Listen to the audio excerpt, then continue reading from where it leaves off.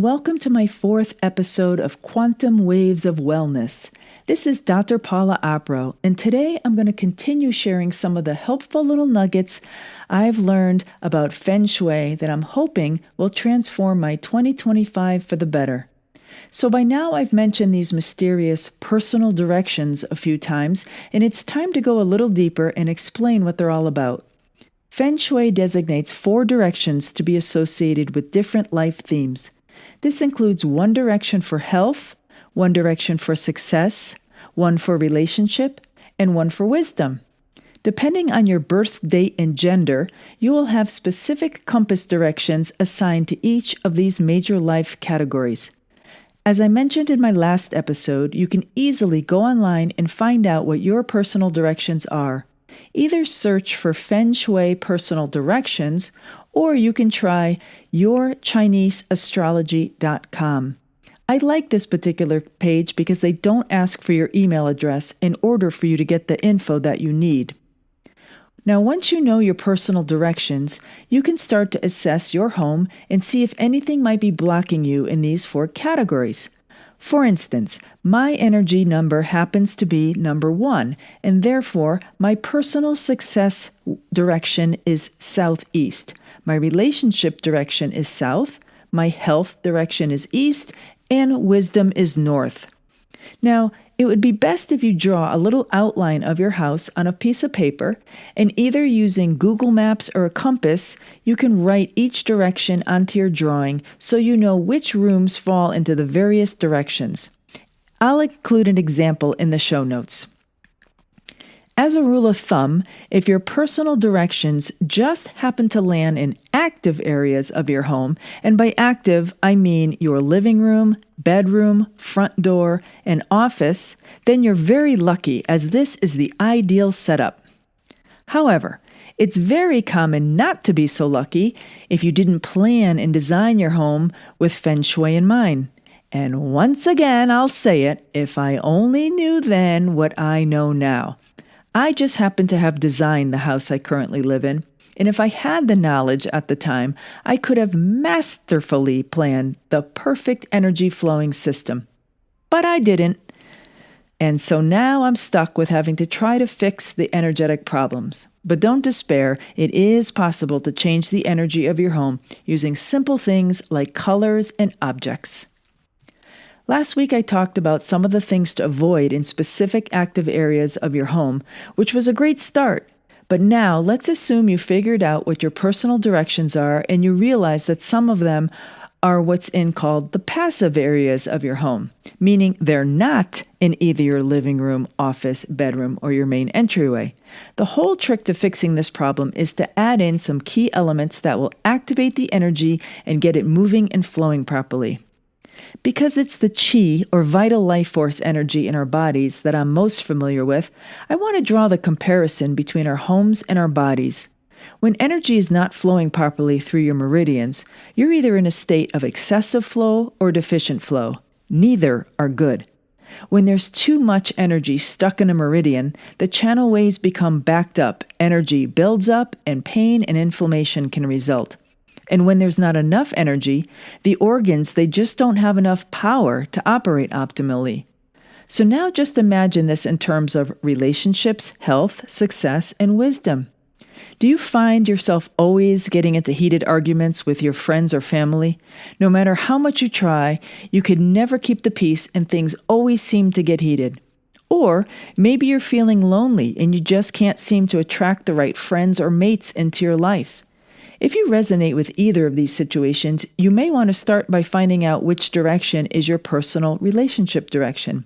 And then, using your little house outline drawing, figure out which room falls in that direction. If it's in a passive room, then you have some work to do. I'm sure you can look at each of these categories and see if there are any chronic trends or patterns in your life. Wherever you feel stuck in a chronic situation, I can assure you, energy is not flowing properly. And in case you're wondering about the wisdom category, this isn't just related to education or intelligence. It also has to do with your creativity, your spiritual growth, your own intuition, and your connection with God or the universe. You may want to start with a simple evaluation of your life. Do you think you're weakest in one of these categories? If so, I would start there. Let's just say your health has not been so good despite all your efforts you're putting in. You're doing all the right things, but you're still not getting the results you desire. This is such a common theme, and most people that come to see me in my practice are so frustrated because they try and try to fix their health, but nothing seems to work. I know how that feels. Been there, done that. But now I also know how important it is to look outside our bodies for more possible clues as to what's going on and what's keeping us stuck.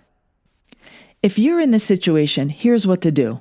First, figure out what your personal directions are, and then get a compass and correlate these directions to your home. Consult your little drawing to make it easier. The first question to ask yourself is the direction that corresponds to my weakest category in a passive room?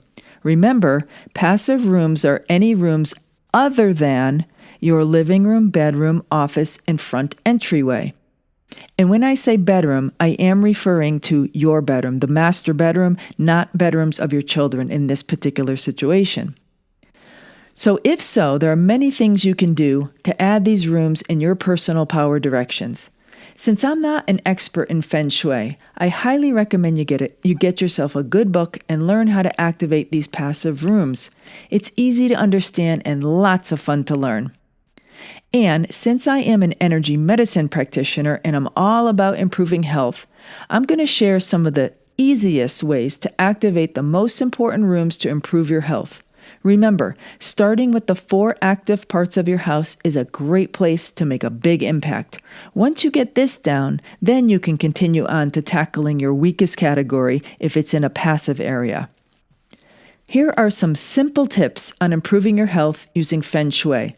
Just remember, you first need to know what your personal health direction is. Just stand in the rooms listed below and point your compass toward your personal health direction. That is the wall that you want to place these items in, on, near, or around. So, in your personal health direction of your living room and or your office, you can place some of the following items: books on health and healing, vitamins and supplements, healing tools, even business cards of your favorite healers or doctors. Now, you can just let me know if you need a card from me, wink, wink. You can use houseplants to activate your health in your living room or office, and it's best to place large plants in the east, medium plants in the south, and smaller plants in the southwest. Placing home furnishings and accessories in your personal health direction in the following colors could be beneficial: emerald green, white, and purple.